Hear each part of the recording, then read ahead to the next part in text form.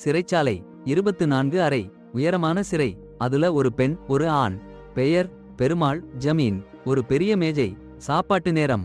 ஜமீன் கொந்தளிப்பு. அவன் பிஸ்ஸா. யாரோ தின்னு. 23 அறையில ராப் என்பவன் சொல்றான். 21 அறையில யாரோ தின்னு. அடேங்கப்பா. பிஸ்ஸா. ஜமீன் கடுப்பு. வேற யாரோட சாப்பாடு திங்கலாம்னு நினைக்கிறான். ஆனா பெருமாள் தடுக்குறாங்க. சண்டை வேண்டாம்னு. சட்டம் புதுசு.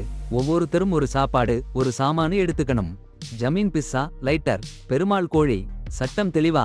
தனக்கு என்ன சாப்பாடுன்னு அது சாப்பிடணும். சிறைச்சாலையில இருக்கிறவங்க சக கைதிகளோட சாப்பாடு மாத்திக்க முடியாது. அது மட்டுமில்லாம சாப்பாட்டையே சேமிச்சு வைக்க கூடாது. ஏன்னா அப்படி வைச்சா அந்த சிறை அறை கொதிக்கிற நெருப்பு அல்லது உறைஞ்சிற பனிக்கட்டி ஆகிடும். எல்லாருக்கும் சமமா சாப்பாடு கிடைக்கணும்னு தான் இந்த ரூல்ஸ் வைச்சிருக்காங்க. மேல இருக்கிறவங்க எல்லா சாப்பாட்டையும் சாப்பிட்டுட்டா கீழே இருக்கிறவங்க பட்டினியா இருக்க வேண்டியதுதான். சட்டத்தை மீறாம இருக்க புவான் சமையல் செஞ்ச கோழிய சாமியான் சாப்பிட சம்மதிக்க வைக்கிறா. சாமியான் சம்மதிக்கிறான். இது அவன் முதல் மாசம் இந்த அநியாய சிறையில. வேற கைதிகள் புரிஞ்சிக்கிறாங்க. சாப்பாட்டு நேரம் முடிஞ்சதும் அந்த பெரிய மேஜை கீழே இருக்கிற சிறை அறைக்கு இறங்கி வரும். ஆனா அலாரம் ஒலிக்குது. சாப்பாடு 44 நம்பர் சிறை வரைதான் போச்சுன்னு.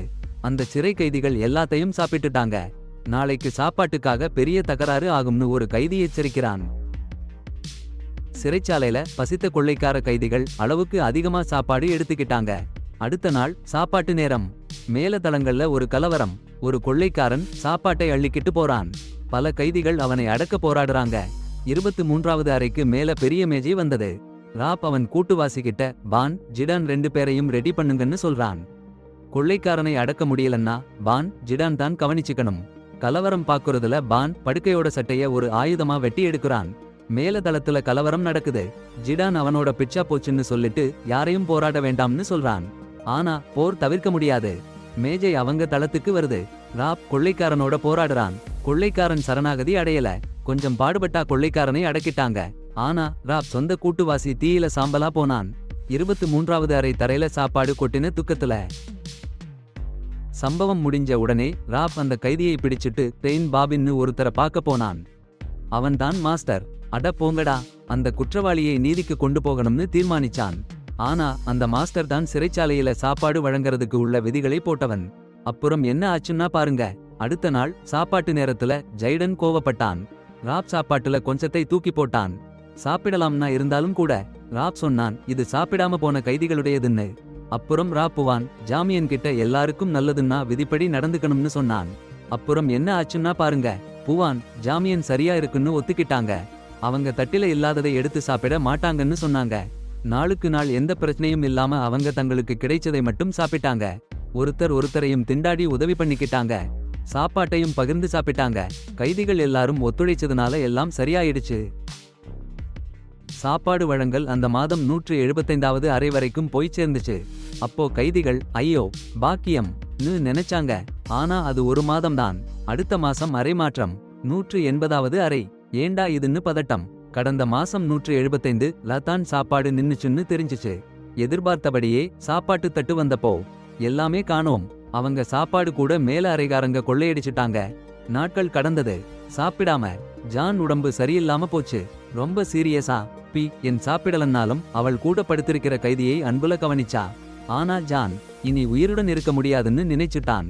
சாகணும்னு ஆசைப்பட்டான். முதல்ல புவான் தடுத்தா தோழனை இழக்க மாட்டேன்னு. ஆனா ஜான் என்னை விட்டு போ உனக்கு கேடு வந்துடும் சொன்னான். எனக்கு நேர்ந்த தவறுகளுக்கு இதுதான் எனக்கு கொடுக்கிற தண்டனை சொல்லிட்டு சாக போறேன்னு சொல்லிட்டான். அவ்வளவுதான். சரி பாருங்க. பாவம் பான். அவளுக்கு வேற வழி இல்ல. கடந்த ஒரு மாசமா அவளோட கூட இருந்தவன். கஷ்டத்துலையும் சந்தோஷத்துலையும் அவன் இறந்துட்டான். எரிஞ்சு சாம்பலா ஆயிட்டான். அவனோட அன்பு லைட்டர்லையே. அப்புறம் என்ன ஆச்சுன்னா அடுத்த மாசம் பான் எழுந்திருக்கிறப்போ 51வது அறை. அவளுக்கு புது செல்மேட் தென்னா. மேலே இல்லன்னாலும் சாப்பாடு கிடைக்குது. சூப்பராயிருக்கு. ஏன்னா அந்த பாஸ் மேல இருக்காரு. அவருதான் கெட்டவங்கள கையால பிடிச்சு வைப்பாரு. சோ பான் தென்னாட்ட சொல்றா ரூல்ஸ் ஃபாலோ பண்ணுன்னு. சேஃபா இருன்னு. சில நாள் கழிச்சு ஒரு பிரச்சனைக்காரன் தலையெடுத்தான். சாப்பாட்டு தட்டு வந்ததும் தென்னா ஆயுதம் ரெடி பண்றா. பானையும் கூப்பிடுறா கீழே போகலாம்னு. அட போங்கடா. அந்த பிரச்சனைக்காரன் அவன் ரொம்ப கொடூரமா இருப்பான்னு எல்லாருக்கும் தெரியும். அதனால 52, 53, 54, 55 அறைகளில இருக்கிற கைதிகளை போர்ல சேர அழைச்சாங்க. முதல்ல வேண்டாம்னு சொன்னாங்க. அந்த பிரச்சனைக்காரனுக்கு மேல 4 அறை அல்லது கீழ 4 அறையில இருக்கிறவங்க மட்டும் தான் போர் பண்றதுக்கு அனுமதின்னு ஒரு நிபந்தனை இருந்தது. சங்கிலி தொடர் சரியா இருக்கணும்னு பாண்டும் தென்னாவும் 51 அறையில இருக்கிறவங்க. அவங்க போர்ல இருக்கக்கூடாது. ஆனா நிறைய வற்புறுத்தலுக்கு பிறகு அவங்க சேர்ந்தாங்க. அந்த பிரச்சனைக்காரனை ஒருத்தா எதிர்க்க 56 அறைக்கு சாப்பாட்டு மேஜை வந்த உடனே போர் துவங்கிடுச்சு. சோகமா பாருங்க, பாண்டு அந்த பிரச்சனைக்காரனை முடிச்சு போடல, ஓடி போயிட்டான். தென்னா ரொம்ப சோர்ந்து போயிட்டா. அவளோட உணர்ச்சி பார்த்து பாண்டுக்கு ஒரு சந்தேகம் வந்தது. அவ புதுசா வந்த கைதி இல்லன்னு. அப்புறம் தென்னா சொன்னா, அவ 6 மாசமா இங்க இருக்கா. முதல் மாசத்திலேயே அவளுக்கும் அவளோட தோழியுக்கும் நிறைய சவால்கள் எதிர்கொள்ள வேண்டி இருந்துச்சு. அந்த காவலர் தலைவனை சந்திச்சதுல இருந்து இறந்த கைதிகளோட உணவு சிதறலை எடுத்து இறக்கப் போற ஒரு இளம் கைதியை கொடுக்கிறதுன்னு பிடிபட்டாங்க. அதனால தலைவன் அவளோட தோழிய சாவே கொடுத்தான். என்ன கொடுமை, தன் கைய ஒன்னு இழந்துட்டா டென்னா. அதுக்கு அப்புறம் சிறையில இருந்தா உயிர் பிழைக்க முடியாதுன்னு நம்பிட்டா. அதனாலதான் தப்பிச்சுற வழி தேடினா. சரி, எப்படி? திங்காதி நிறைய கேஸ் வந்து சிறை முழுக்க மயக்கிடும்னு சொன்னா டென்னா. ஒவ்வொரு மாதமும் இந்த மாதிரி நடக்கும்னு சொன்னா. அந்த நேரத்துல எழுந்திருந்தாதான் கீழே இருக்கிற மட்டத்துக்கு போக முடியும்னு சொன்னா. அந்த பேப்பர் கேட்டதும் புவான் உடனே உதவி பண்ண சம்மதிச்சிட்டான். சீக்கிரமே மேல ஒரு சத்தம் கேட்டது. சாப்பாட்டு மேஜை கீழே ஒருத்தனை கட்டி வச்சு கீழே இறக்குறாங்க. யாருன்னு பார்த்தா கலகக்காரன் ஒருத்தன். அட போங்கடா, எதிர்பாராதா ஒரு தண்டனை. அந்த கொடுங்கோலன் அவன் கூட்டாளிகளோட மேஜை மேலே உட்கார்ந்து அப்புறம் அந்த மேஜையோடவே கீழே இறங்கி வந்தானாம். சீறி பாய்ந்து 56வது அறையில அந்த மேஜை நின்னுச்சாம். பீன் தென்னா அதிர்ச்சியில உறைஞ்சு போச்சு. அந்த கொடுங்கோலன் கண்ணுக்கு பட்டுன்னு கட்டியோட கைதி ஆயிட்டானாம். அப்போ அவன் சொன்னானாம், சாப்பிடுங்கடா, எவ்ளோ வேணும்னாலும். நீங்க கலகக்காரங்களை அடக்கினீங்க, நீதி செஞ்சீங்கன்னு. ஆனா அவன் மனசுல இருந்தது வேற. நியாயம் செஞ்சேன்னு நினைச்சு அவங்களை படுமோசமா தண்டிக்கணும்னு தான் அவன் நினைச்சான். உதவிய கைதிகளையும் அவன் கூட்டிட்டு போயிட்டானாம். பீனுக்கு ஒரு கை போச்சாம். தென்னாவுக்கும். இன்னும் கொடுமையா, தென்னாவுக்கு முன்னாடி உடன் இருந்தவங்களைப் போலவே தண்டனை. 2வது தப்பு பண்ணாச்சுன்னு அந்த கொடுங்கோலனுக்கு ஒரு துளி பாவமும் இல்லையாம். அவன் முறைதான் சரியான தண்டனைன்னு அவனுக்கு உறுதியா இருந்ததாம்.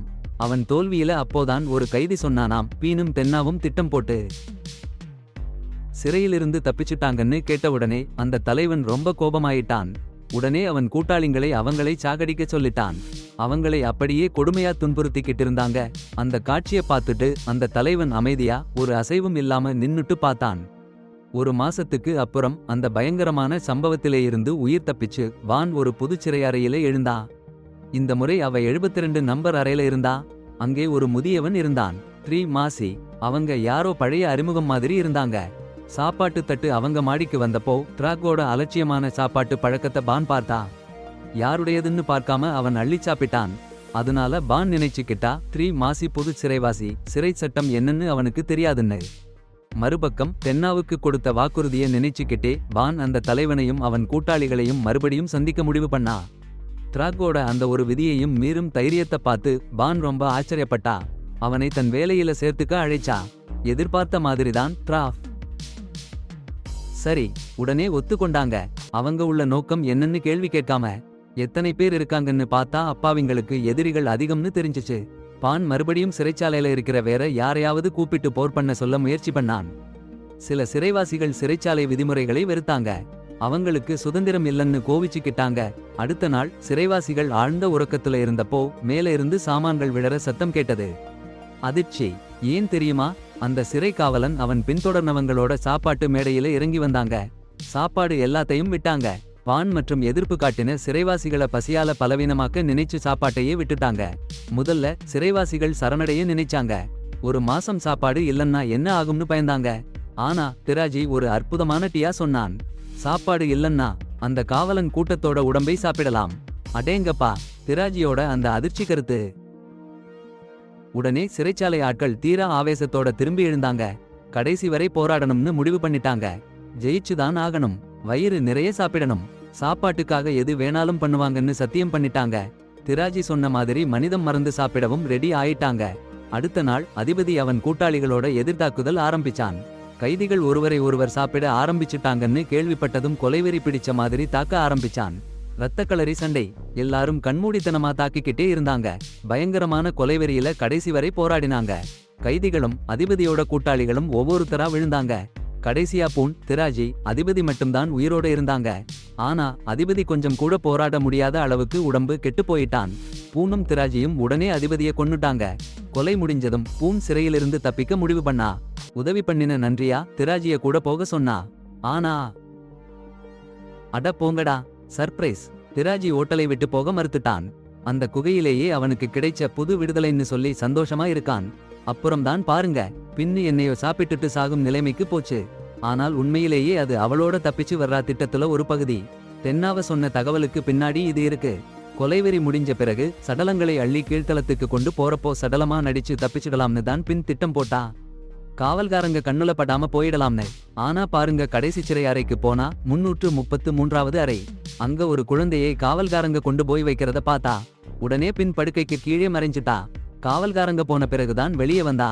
அந்த கொடுமை சிறையில ஒரு பாவி குழந்தை கஷ்டப்படுறத பார்க்க முடியாம பின் அந்த குழந்தையையும் கூட்டிட்டு போக முடிவு பண்ணிட்டா. பின் கடைசியா போய் சேர்ந்தது சிறைச்சாலையோட தரைத்தளத்துல இருட்டு அறையில கைதிகள் கூட்டமா நின்னுருந்தாங்க.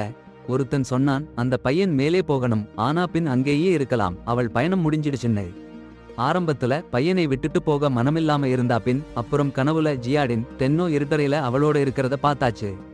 உண்மையிலேயே பின் கீழே போனதுல உயிரோட இல்ல. ஆனா பையன் உயிரோட இருக்கானே, அதனால அவனை மேலே அனுப்பி அவன் போராட்டத்தை தொடர வைக்கணும். படத்தோட கடைசில ஒரு ஆளு சிறைச்சாலைக்கு கீழே இறங்கி வந்தான், ஒரு சிறுமியோட. அப்போ அவனுக்கு டிராகி சந்திச்சான். நீண்ட நேரமா அவனை எதிர்பார்த்து நின்னுருந்தான். அந்த ஆளு கோரின்னு தெரிய வந்தது, டிராகியோட முதல் கூட்டு சிறைவாசி. அப்புறம் கோரின் டிராகியோட போயிட்டான் அந்த சிறுமியை விட்டுட்டு, அவளை மேலே ஒரு சந்தேசமா அனுப்பி வைக்கிறதுக்கு. டிராகியை சந்திச்சதுல கோரின் புவானையும் சந்திச்சான். அவன் அவளோட முன்னாள் காதலன்னு அவளுக்கு தெரிஞ்சிருந்துச்சு. அவ்வளவுதான் கதை.